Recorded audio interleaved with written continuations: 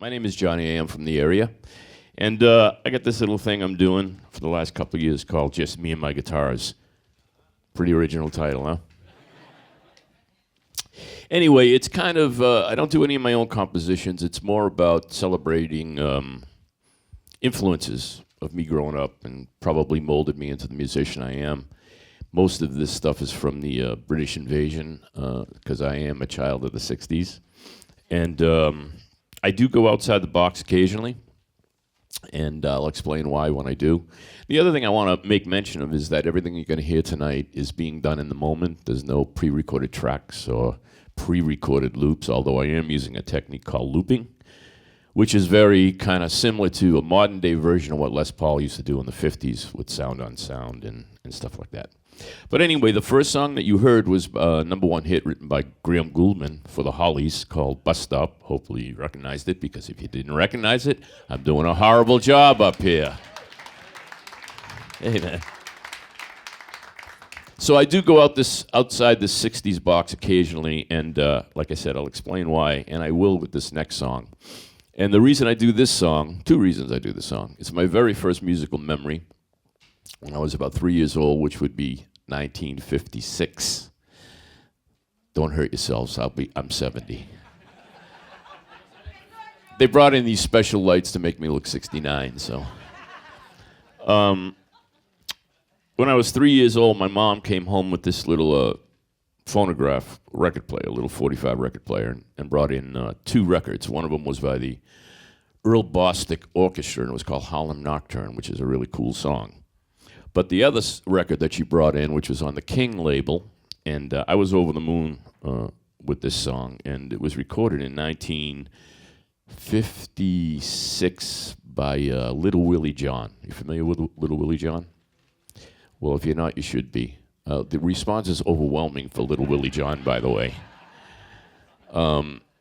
He was a great soul singer in the tradition of real R&B soul singers, and he recorded this song when he was, like I said, 16 or 17 years old.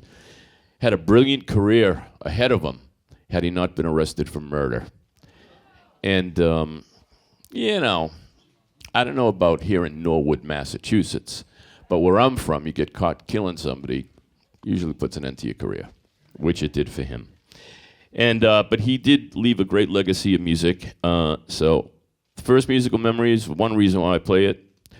The other reason is my mother has been busting my balls for 50 years to play this song for her, and she just turned 90 years old this week. So it's a song called Fever.